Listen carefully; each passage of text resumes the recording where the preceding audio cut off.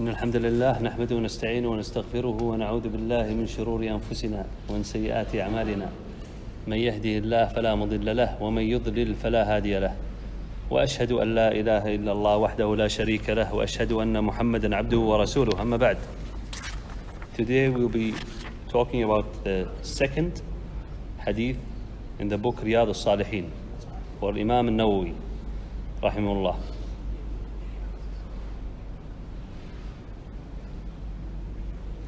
The hadith is the one Aisha radiallahu anha, the mother of mu'mineen, reported.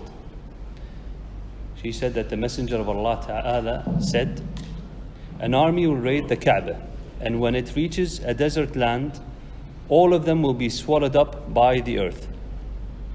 She asked, O Messenger of Allah, why all of them? So why all the people that were in the army were gobbled up, were swallowed up by the earth?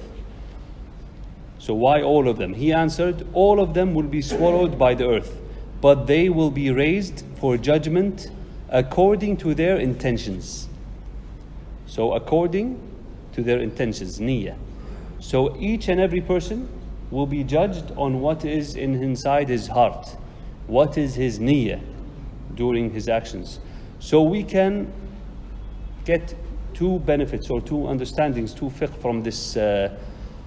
from this hadith, which was narrated by Bukhari and Muslim. The first one is a person is rewarded or punished on intention or aim. So what is your niyyah? When you do something, this act, it might be small because your niyyah is small, or it might be great because your niyyah is great. So when you do an action and you intend many things, for example, when you smile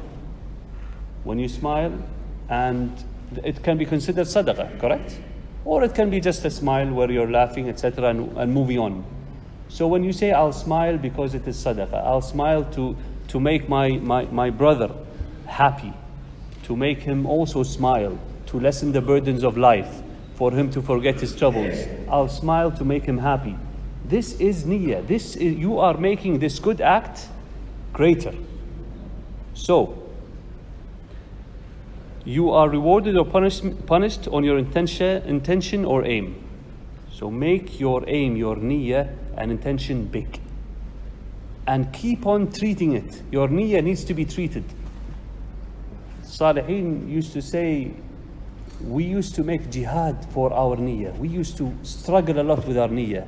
When we do any good deeds, we used to think and fix our niyyah because it strays, subhanallah, with time. For example, our prayers. Do we come pray because we're used to it? Or do we pray and have it in our heart that this Allah Ta'ala ordered us to do?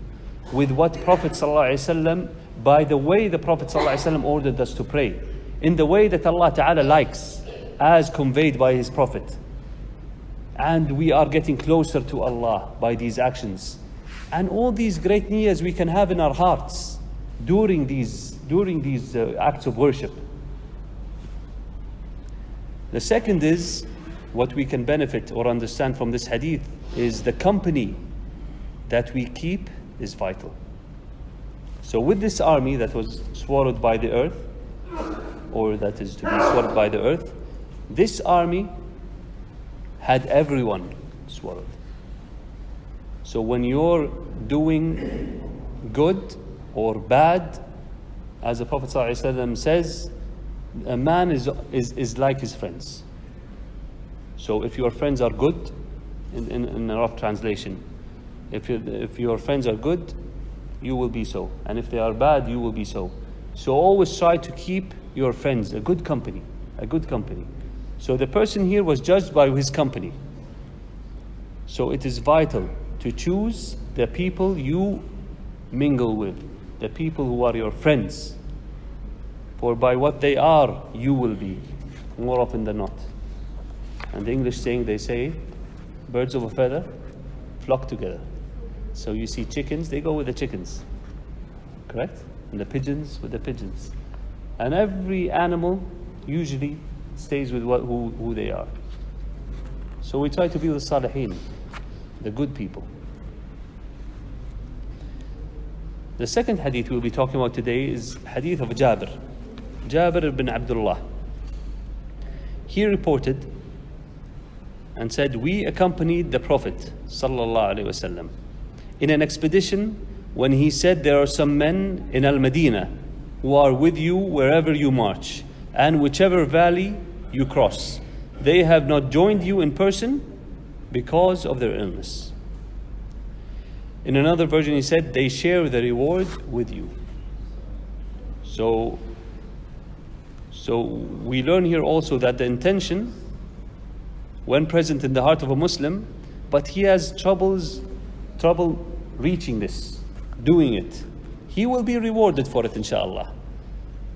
So if you are used to praying masjid, you come the 5 prayers in masjid as much as you can, and for some cause, sickness, etc., you couldn't come. Allah Ta'ala knows that you, when you were in health, in good health, you used to come to masjid. And if you are in good health, you will come to masjid.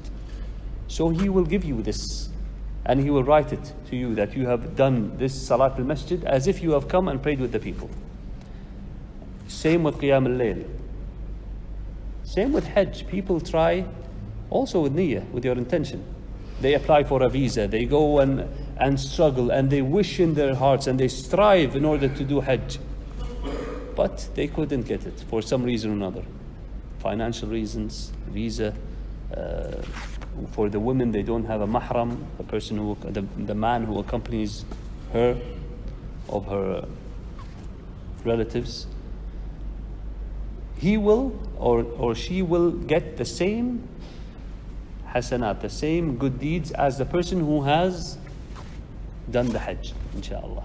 That is the grace of Allah Ta'ala. هذا والله تعالى أعلى وأعلم وصلى الله وسلم على نبينا محمد.